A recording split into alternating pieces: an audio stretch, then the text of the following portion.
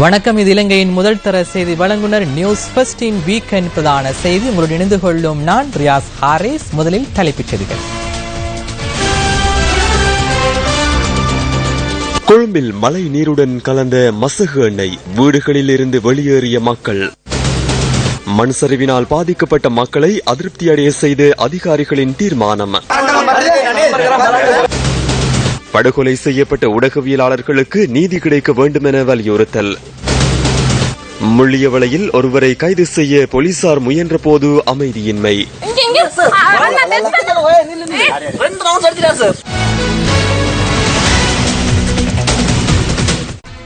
அகங்கம தித்தகல்ல பகுதியில் கல்லொன்று புரண்டு விழுந்ததில் ஒருவர் உயிரிழந்துள்ளதுடன் 2 காயமடைந்துள்ளனர்.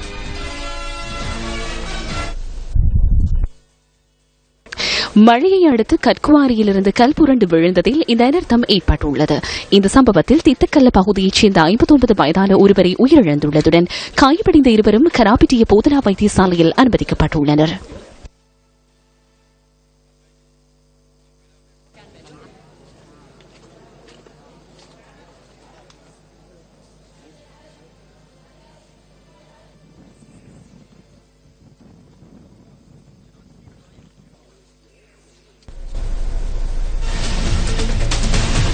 பிரதான 2 ஆறுகளை தவிர ஏனைய ஆறுகளின் நீர்மட்டம் சாதாரண நிலையில் உள்ளதாக நீர்ப்பாசன திணைக்களம் தெரிவித்துள்ளது.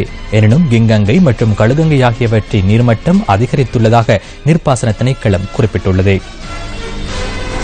கிங்ககையின் பத்திகம நீர்த்தக்கத்தின் நீர்மட்டம் 4.6 அடி வரை நீர்வாசிப்பு வாரியில் பதிவாகியுள்ளதுடன் நீர் பெருக்கெடுக்கக்கூடிய அபாய நிலை காணப்படுவதாக நீர்ப்பாசன திணைக்களம் தெரிவித்துள்ளது. இதன் காரணமாக கிங்ககையின் தாழ்நில பகுதிகளில் வெள்ள நிலைமை காணப்படுவதாக எமது பிராந்திய செய்தியாளர் தெரிவித்தார். பத்திகம, வாக்குவெல்ல, கிங்தோட்ட ஆகிய பகுதிகளில் வெள்ளம் தங்கியுள்ளது. இதேவேளை நாகுட, குருப்பனாவ வீதி நீரில் மூழ்கியுள்ளது.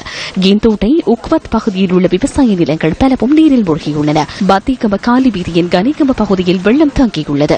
பத்திகம அகலிய வீதி நீரில் மூழ்கியுள்ளதுடன் தாழ்நில பகுதிகளிலும் வெள்ளம் தங்கியுள்ளது. புலத்கோப்பிட்டிய கழுப்பான தோட்டத்தில் ஏற்பட்ட மண் சரிவினால் பாதிக்கப்பட்ட மக்கள் பாடசாலைகளில் தற்காலிகமாக தங்கியிருந்தனர். அவர்களை இன்று வேறு இடங்களுக்கு மாற்றுவதற்கு எடுக்கப்பட்ட முயற்சியின் போது அமைதியின்மை ஏற்பட்டது.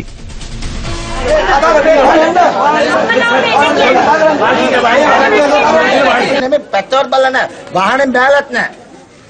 වාහනෙන් බෑලා නැහැ බොරුවට කියලා තියෙන්නේ. ඕගොල්ලෝ සෙල්ලම් කරන මිනිස්සුත් එක්ක.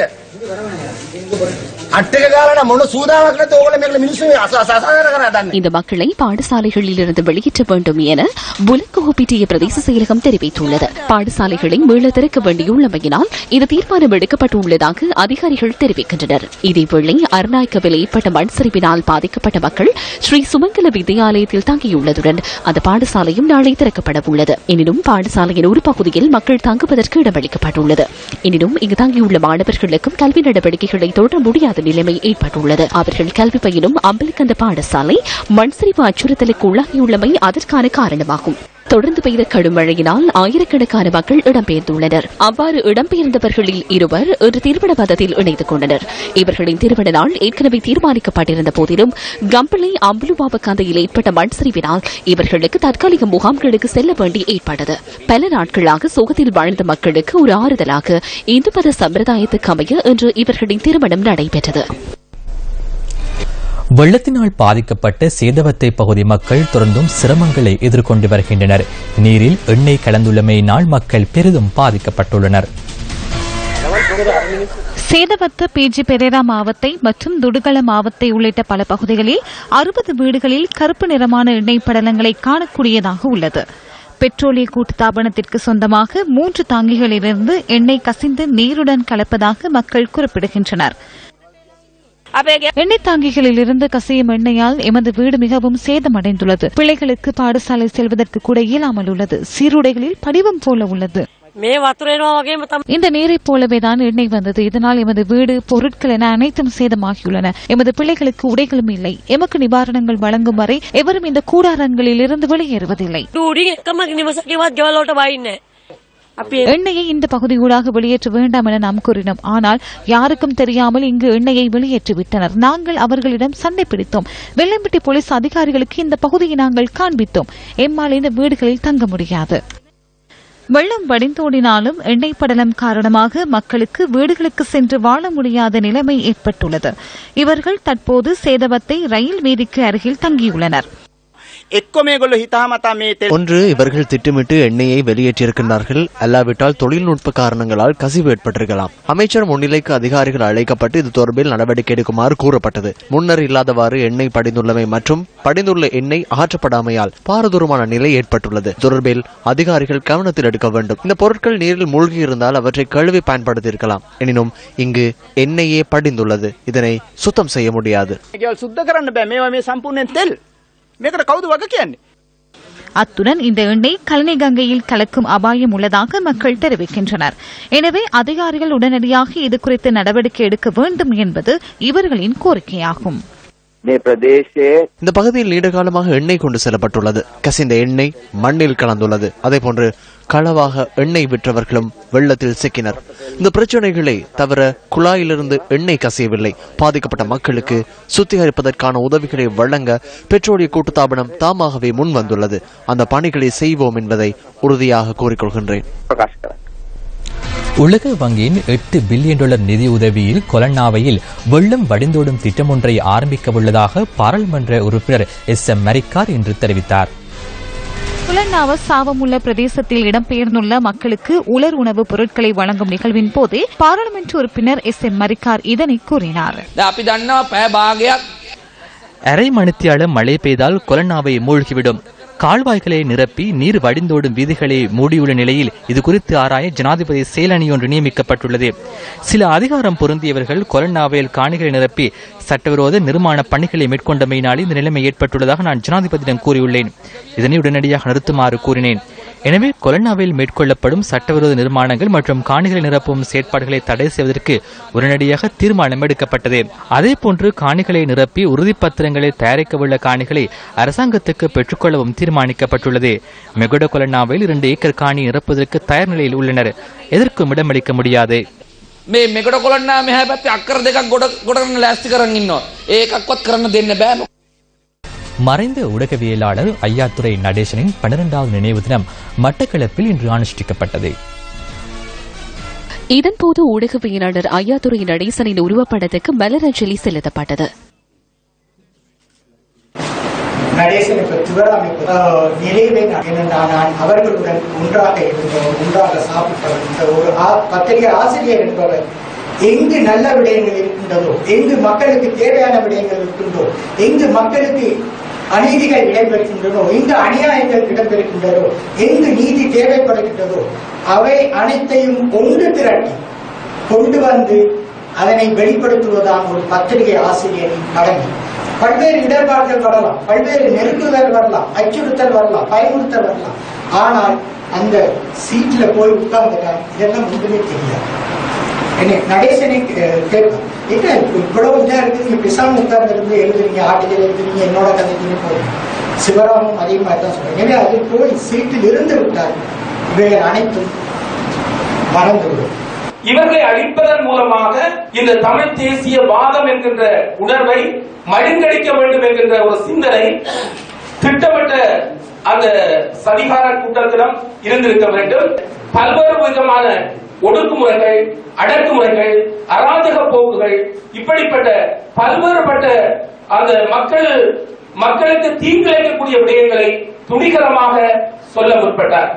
அந்த துணிவுக்கு கிடைத்த பரிசு ஒரு பக்கமாக நாட்டுப்பற்றாளராக இருந்தாலும் மறுபக்கமாக அவர் கொல்லப்பட்டிருக்கிறார். துணிகரமாக எமது இனத்துக்கு ஏற்பட்ட அநீதிகளை வெளிக்கொண்டு வந்து அதற்கு நீதியை வழங்க வேண்டும் என்று கோரியே ஒரு நாட்டு பற்றாளர் தான் அவர் ஊடகவியலாளர் நடேசன் அவர். எங்களது உறவுகளை ஊடகவியலாளர்களை நாங்கள் தற்போது நினைவு கூறக்கூடிய சூழல் ஓரளவு உருவாகி இருக்கிறது. ஆனாலும் இந்த சூழல் நீடிக்குமா என்பது கூட கேள்விக்குறியாகத்தான் இருக்கிறது. நாங்கள் இதிலே மிக கவனமாக இருக்க வேண்டும். எங்களுக்கு பூரணமான சுதந்திரம் கிடைத்து விட்டது என்று நாங்கள் கருத முடியாது.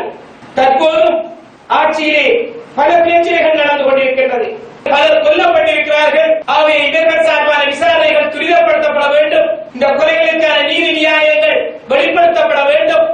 இலங்கை அரசாங்கத்தை பொறுத்தமட்டில் நடுநிலையாக இருக்கின்ற ஊடகவியலாளர்கள் உண்மையை எழுதியவர்களுக்கு கிடைத்த தண்டனை என்பது மரண தண்டனை. அது எல்லோருமாக மஹிந்த ராஜபக்ச ஆட்சி காலமாக இருக்கலாம், சந்திரிகாவின் ஆட்சி காலமாக இருக்கலாம், ரணில் விக்ரமசிங்கவின் ஆட்சி காலமாக இருக்கலாம். ஊடக அச்சுறுத்தல் என்பது தொடர்ச்சியாக இடம்பெற்றுக் கொண்டு வந்த ஒன்றாக இருக்கின்றது. ஊடகவியலாளர் ஐயாதுரை நடேசன் 2004 ஆண்டு மே மாதம் 31 மட்டக்களப்பில் சுட்டுக் கொல்லப்பட்டார். அகில இலங்கை இந்து மாமன்றத்தின் வைரவிழா நிகழ்வுகள் இன்று கொழும்பில் இடம்பெற்றன. இலங்கையில் உள்ள இந்து நிறுவனங்கள் மற்றும் சங்கங்களின் முதன்மை கூட்டமைப்பாக அகில இலங்கை இந்து மாமன்றம் திகழ்கின்றது. அகில இலங்கை இந்து மாமன்றம் 1955 ஆண்டு பிப்ரவரி 6 ஸ்தாபிக்கப்பட்டது. இந்து மாமன்றத்தின் 60வது ஆண்டு நிறைவு விழாவை முன்னிட்டு கொழும்பு கொம்பனி திரு ஸ்ரீ சிவசுப்பிரமணிய சுவாமி தேவஸ்தானத்தில் இன்று காலை சிறப்பு பூஜைகள் இடம்பெற்றன.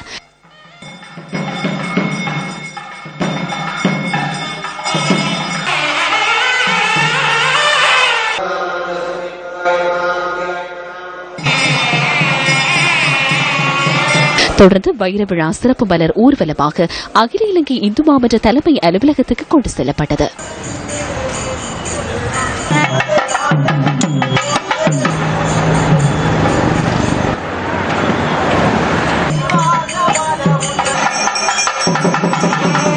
வைர விழா நிகழ்வுகள் தலைவர் கந்தையா நீலகண்டன் தலைமையில் இடம்பெற்றன. எங்களது விழாவுக்கு ஆட்சி செய்தி அனுப்பிய ஜனாதிபதி பிரதமரும் நாங்கள் தேசிய நல்லடக்கத்திற்கு உதவுவதாக பார்த்திருக்கிறார்கள். ஆனால் அவர்களுக்கு நாங்கள் வலியுறுத்தி கூறிக்கொண்டு வருகிறோம். எல்லாத்துக்கும் முதலாக எங்கள் மக்களை அந்த இடங்களுக்கே சென்று வாழ வைக்க வேண்டும். எங்களது ஆன்மீக அறிவு பரவதற்காகவும் எங்களால் ஆணுதவிகளை ஆலயங்கள் மூலம் மற்றவர்கள் மூலம் செய்து கொண்டிருக்கிறோம். உங்களுடைய தேவை இன்றைய காலகட்டத்தில் நமது மக்களுக்கு ஒரு அத்தியாவசியமான தேவை. அதனால் நாங்கள் எல்லோரும் உங்களுக்கு எங்களால் இயன்ற அளவிற்கு உதவியை நல்குவதற்கு நாங்கள் ஆயத்தமாக இருக்கின்றோம். நான் எல்லோரிடமும் மிகவும் தாழ்மையாக கேட்டுக் கொள்கின்றேன். இந்து மாமன்றத்துடைய பல பணிகளுக்கு உங்களால் இயன்ற ஒத்துழைப்பை நீங்கள் எப்பொழுதும் வழங்க வேண்டும் என்று, உங்களுடைய சேவை தொடர வேண்டும் என்று நான் மிகவும் அன்பாகவும் வினயமாகவும் கேட்டுக்கொள்ள விரும்புகின்றேன். இந்த நூல் எங்கள் எல்லோருக்கும் ஒரு பெரும் பொக்கிஷமாக அமையும் என்பதில் எவ்விதமான சந்தேகம் இருக்க முடியாது. இந்த நூலை வெளியிட்டதன் மூலமாக தமிழ் மக்கள் இந்து சமயத்தில் ஏன் அதிகம் ஆர்வமாக இருக்க வேண்டும் என்பதை அவர்கள் வெளிக்கொண்டிருக்கின்றார்கள். அதன் மூலமாக சமயத்தை மக்கள் மத்தியில் ஊக்குவித்து மக்களை சமயத்தை பின்பற்றுவதற்கு வழிகாட்டியிருக்கின்றார்கள். வடகிழக்கு இளைஞர்களை நாங்கள் தலைநகராக கருதிய திருகோணமலையிலே கன்னியா வெந்நீர் ஊற்றுகள் இப்பொழுது ஆக்கிரமிப்பு உள்ளாக்கப்பட்டிருக்கின்றது. அது அந்த வெந்நீர் ஊற்றுகள் ஹாட் ஸ்பிரிங்ஸ் என்று சொல்லக்கூடிய அந்த வெந்நீர் ஊற்றுகள் ராமாயணத்தால் அறியப்பட்டது. ராவணன் தன் தாயை நினைந்து அந்த வெந்நீரூற்றுகளை அமைத்திருந்த என்றும் கூறப்படுகின்றது. இன்று அது தேசிய அகழ்வாராய்ச்சி நிறுவனத்தின் கட்டுப்பாட்டுக்குள் வந்த காரணத்தினாலே அது இப்பொழுது பௌத்த தலமாக அறிவிக்கப்பட்டிருக்கின்றது அல்லது நடத்தப்பட்டுக் கொண்டிருக்கின்றது. ராவணன் ஒரு விபூதி தரித்த சிவபக்தன் என்று எங்களுக்கு தெரியும்.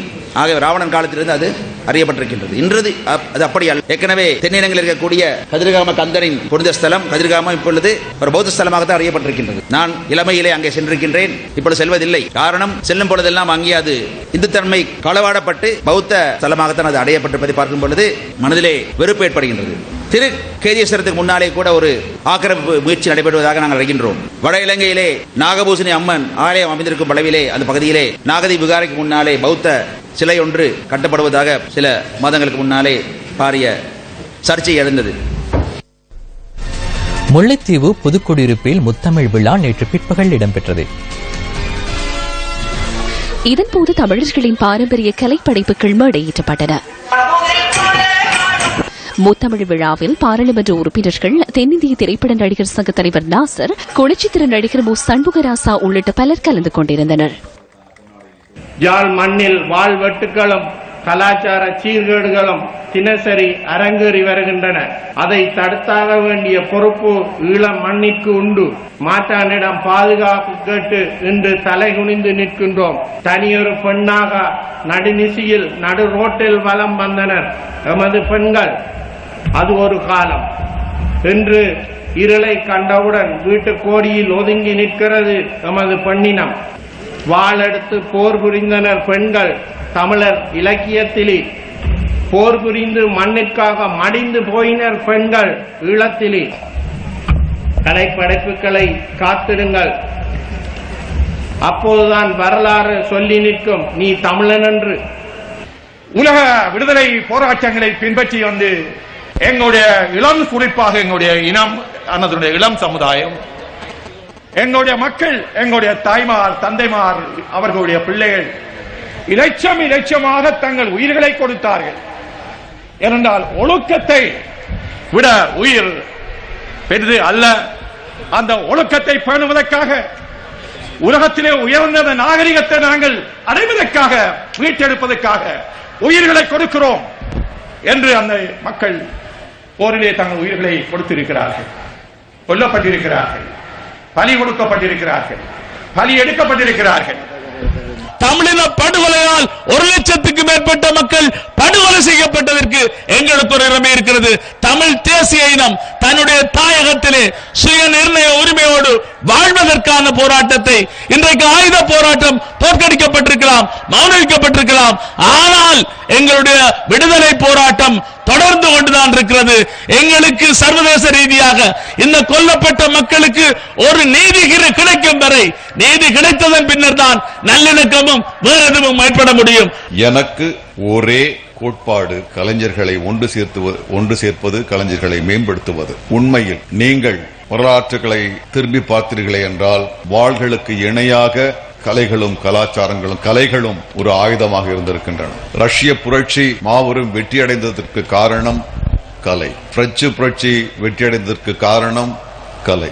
நாம் இந்த கலையை ஆயுதமாக எடுத்துக் கொள்வதற்கு முதலாக அதை செம்மைப்படுத்துகின்ற முதல் கடமை நமக்கு இருக்கிறது. இந்த கலையை, என் தமிழர் கலையை நான் உலக அரங்கிற்கு எடுத்துச் செல்வேன் என்பதற்காக மட்டுமே நான் இங்கு வந்திருக்கின்றேன். உங்கள் கனவு நிறைவேறும், இந்த மண் மகிழ்வரும் நாள் வெகு தொலைவில் இல்லை.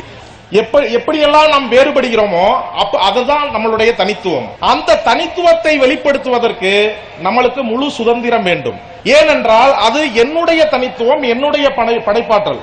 அதை நான் வெளிப்படுத்துறப்ப எனக்கு எல்லா உரிமை இருக்கு. அந்த வெளிப்பாட்டு திறனை, அந்த கலாச்சார பண்பாட்டு விழுமியங்களை, வெளிப்பாடுகளை வெளிப்படுத்துவது எனது உரிமை, எனது சுதந்திரம். அப்ப அந்த வேறுபாடு எங்க வெளிப்படும்னா, என்னை முழுமையா வெளிப்படுத்துறதெல்லாம் வெளிப்படும். அதுக்கு எனக்கு சுதந்திரம் வேணும், உரிமை வேணும். முல்லைத்தீவு முள்ளிவளி பகுதியில் சந்தேக நபர் ஒருவரை கைது செய்வதற்கு முன்னர் போலீசார் நிலத்தை நோக்கி துப்பாக்கி பிரயோகம் மேற்கொண்டதாக குற்றம் சுமத்தப்பட்டுள்ளது. முல்லைத்தீவு முள்ளியவளை கேப்பாப்புலவு பகுதியைச் சேர்ந்த ஒருவரை கைது செய்வதற்காக போலீசார் நேற்று மாலை சென்றுள்ளனர். இதன்போது பிடியாணையை காண்பிக்குமாறு குறித்த நபர் போலீசாருடன் வாக்குவாதத்தில் ஈடுபட்டார். வாக்குவாதம் இடம்பெற்றுக் கொண்டிருக்கையில் போலீசார் 2 தடவைகள் நிலத்தை நோக்கி துப்பாக்கி பிரயோகம் செய்ததாக கைது செய்யப்பட்டவரின் உறவினர்கள் குற்றம் சுமத்துகின்றனர். இந்த சம்பவம் தொடர்பில் போலீசாரிடம் வினவிய போது பகிரங்கு பிடியாணை பிறப்பிக்கப்பட்டிருந்த ஒருவரே கைது செய்யப்பட்டதாக தெரிவித்தனர். இதன்போது வாக்குவாதம் ஏற்பட்ட போதிலும் துப்பாக்கி பிரயோகம் இடம்பெறவில்லை எனவும் போலீசார் குறிப்பிட்டனர். எவ்வாறாயினும் கைது செய்யப்பட்டவருக்கும் போலீசாருக்கும் இடையில் வாக்குவாதம் ஏற்பட்ட போது அங்கிருந்த ஒருவர் அதனை கையடக்க தொலைபேசியில் பதிவு செய்துள்ளார். මාත් දවසාවේ හිටියා. ඔයාට දඩ ගෙවන්න කියලා දිනයක් දුන්නානේ. ඊයේ. නේද? සර් අපේ උසාවියට ආවා. සරියෝ මේ ස්වාමිනී 55යි දණ්ඩ. මේ ප්‍රොක්ටර් කතා කරන්නේ. ඒත් ඩේට් எடுத்தது. කවද අනිත් එක 6:30. சரியா? அப்ப இவர் சொல்றாங்க பொரண்ட் இருக்குன்னு. இப்போ பொரண்ட காட்டுங்கன்னு தான் நான் சொன்னது. ඇයි මෑලත් ආජු කරන්නේ? ආජු කරන්නේ මෑලත්. නමෝට දාන්න අපි අවුරුදු 20 මේකලට අපි රිවෝල්වර් ගෙනලා තියන්නේ අපි පිස්ටල් අතට අර කයනවා කියලා මට ගහන්න ආවා. இதுல சூட். இது இவர் சூட். இவருக்கு சூட் මම ගහන්න ඕනේ. අපි මට අපිට බලමු මොකද කුඩෙන්න තියෙනවා අයියා. එකකින් ගුටි ගන්න. අනක සූට් කනේ සත්පසරි. මම කොලක් වොරන්ට් එකට ගෙනියන්න ඕනේ. හරි මාරෙන් ඉන්න கொஞ்சம் දෙක කරමු. දෙක සර්. රවුන්ඩ් දෙක. ආ ගිහිල්ලා ඔයස මාත්‍ර කතා කරමු. එනවා සර්. මට ගමන්නේ. යන්න විදිය. ඉංගේ අයියේ. සර් ඉංගේ. ඉංගේ සූට්. ඉංගේ අරන්න දෙන්න. ඉංගේ අරන්න දෙන්න. ඔය නිල්ලනේ. ரெண்டு ரவுண்ட்ஸ் அடிச்சிரா சார். கால் கடிக்கிறாரு. ஆகில ஒய்ஸ் மாத்திர කියන්නේ. அவரை அனுப்புறீங்க. எனக்கு நிப்பாட சொல்லுங்க. போலீஸ் ஸ்டேஷன் අපි තවත් எனது மகன் ரிஜீவன் என்பவர் தற்காலிக குடியிருப்பான கேப்பாப்புலவு மாதிரி கிராமத்தில் தனது வீட்டில் இருக்கும் வேளையில் முள்ளியவளை போலீசாரினால் பிடியாணை என்று கூறப்பட்டு இங்கே எனது மகனும் 2 போலீசாருமாய் கருத்து முரண்பாடு நடந்து கொண்டிருந்த போது போலீசாரினால் துப்பாக்கியால் சுடப்பட்டு எனது மகனுக்கு அதிர்ஷ்டவசமாய் அந்த சூடு படவில்லை. 3 தரம் துப்பாக்கியால் ரவுண்ட்ஸ் அடித்தார்கள்.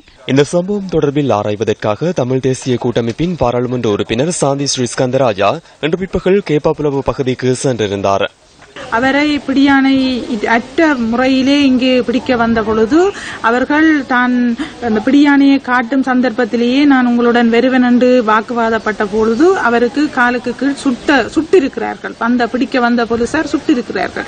பிடியானை இல்லாத போலீஸ் வந்தது மட்டுமல்ல, அவரை சுட்டு பிடித்ததற்குரிய காரணம் என்ன? இது சம்பந்தமாக இது ஒரு மனித நேயமற்ற ஒரு செயலாக இருக்கின்றது. சட்டத்தின் முன் இது கொண்டு வரப்பட வேண்டிய ஒரு விடயமாக இருக்கின்றது. ரோட்டரி சர்வதேச கழக பிரதிநிதிகள் மாநாட்டில் பிரதமர் ரணில் விக்ரமசிங்கே இன்று விசேட உரை நிகழ்த்தினார். தென்கொரியாவில் நடைபெறும் இந்த மாநாட்டில் 150 நாடுகளின் தலைவர்கள் கலந்து கொண்டுள்ளனர். கொரிய சர்வதேச மத்திய நிலையத்தில் ஐக்கிய நாடுகளின் செயலாளர் நாயகம் பான் கி மூன் மற்றும் தென்கொரிய பிரதமர் ஹவாங் ஆன் ஆகியோர் தலைமையில் இந்த மாநாடு நடைபெற்றது. பிரதமர் ரணில் விக்ரமசிங்கே இன்று பேருரை நிகழ்த்தினார்.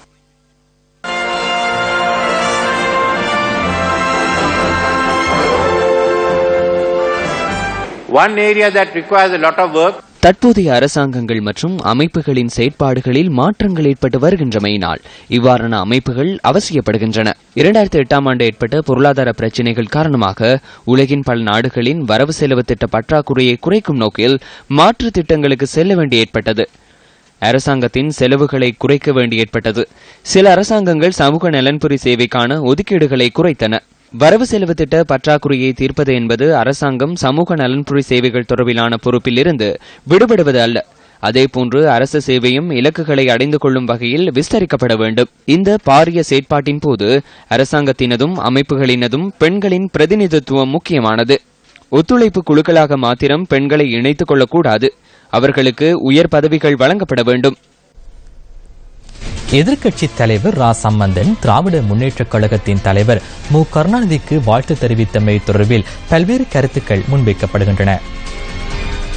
கருணாநிதி அவர்கள் தெரிவு செய்யப்பட்டமைக்கு சம்பந்தன் அவர்கள் வாழ்த்து செய்தி அனுப்பியமை எங்கள் மத்தியில் கடும் விமர்சனத்தை ஏற்படுத்தி இலங்கையில் இறுதி யுத்தம் தீவிரமடைந்திருந்த போது முள்ளிவாய்க்கால் பகுதியில் தமிழ் மக்கள் கொத்து கொத்தாக குண்டு வீசப்பட்டு கொல்லப்பட்டிருந்த போது தமிழ்நாட்டின் முதலமைச்சராக இருந்தவர் கலைஞர் கருணாநிதி. அவர் நினைத்திருந்தால் இந்திய மத்திய அரசில் அவர்களுடைய அரசாங்கம் இருந்தமையினால் மத்திய அரசின் ஊடாக இந்த யுத்தத்தை அடுத்து நிறுத்துவதற்குரிய வழிவகைகளை செய்திருக்க முடியும். கருணாநிதி அவ்வாறு செயற்படாதிருந்த போது இறுதி யுத்த காலத்தில் எங்களுடைய எதிர்க்கட்சி தலைவர் என்ற பாராளுமன்ற உறுப்பினராக இருந்து இந்தியாவில் தமிழ்நாட்டில் தான் அன்று தங்கியிருந்தார். இருவருக்கும் இடையே ஒரு நல்ல பிணைப்பு இருந்திருக்கிறது. இருவரும் நினைத்திருந்தால் இந்த இறுதி யுத்த கால பகுதியில் மக்களை காப்பாற்றி இருக்கலாம். அண்மையில தமிழக தேர்தலில் கலைஞர் அவர்கள் அவர் 13வது அடியாக வெற்றி பெற்ற தொடர்பாகவும் இளைஞனுடைய எதிர்க்கட்சி தலைவர் என்று சொல்லப்படுற தமிழ் தேசிய கூட்டமைப்பினுடைய தலைவர் சம்பந்தன் அவர்கள் ஒரு வாழ்த்து தெரிவித்து அனுப்பியிருக்கிறார். வாழ்த்து தெரிவித்ததில் இருந்து நாங்கள் ஒரு விஷயத்தை உணர்ந்து கொள்ளலாம். என்னன்னு சொன்னால் தமிழர்களுடைய அழிவுக்கு கலைஞர் இவ்வளவு தூரம் உடந்தையாக இருக்கிறாரோ அதே போல சம்பந்தன் ஐயாவும் இதற்கு உடந்தையாக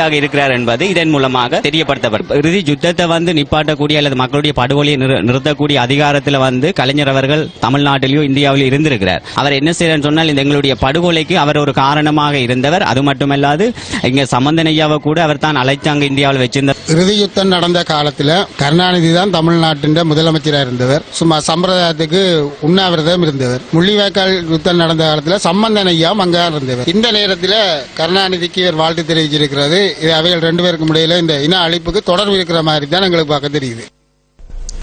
யாழ்ப்பாணத்தில் அதிகரித்து வரும் குற்றச்செயல்கள் குறித்து அரசியல் மேடைகளில் தெரிவிக்கப்படும் கருத்துக்கள் தொடர்பில் புத்திஜீவிகள் அதிருப்தி வெளியிட்டுள்ளனர். 2009ஆம் ஆண்டுக்கு பிற்பட்ட காலப்பகுதியிலே யாழ் மாவட்டத்தை பொறுத்தவரை வாழ்வெட்டு சம்பவங்கள், கற்பழிப்புகள், கொள்ளை, களவு, கொலை போன்ற பல்வேறுபட்ட வன் செயல்கள் அண்மை காலமாக நிகழ்ந்து வருகின்றது.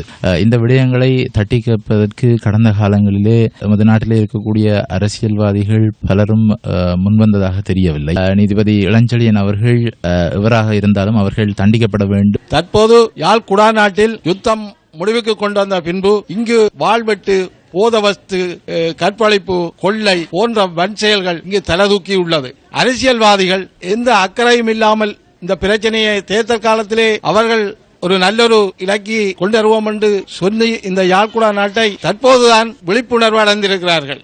இது முளையில கிள்ள வேண்டிய பிரச்சனையை வளர விட்டிருக்கிறார்கள். இளஞ்செழியன் ஐயா இந்த பிரச்சனையை பகிரங்கமாக பத்திரிகையிலே வெளிவந்த பின்புதான் அவர்களுக்கும் விழிப்புணர்வு ஏற்பட்டிருக்கிறது. என்றுமில்லாத வகையில் இப்ப பூதவஸ்து பரவி இருக்கிறது. குறிப்பாக பல்வேறு தரப்பினரிடம் பரவி இருக்கிறது. கொலை, கொள்ளை, வாழ்வெட்டு என்பதெல்லாம் கூட இருக்குது.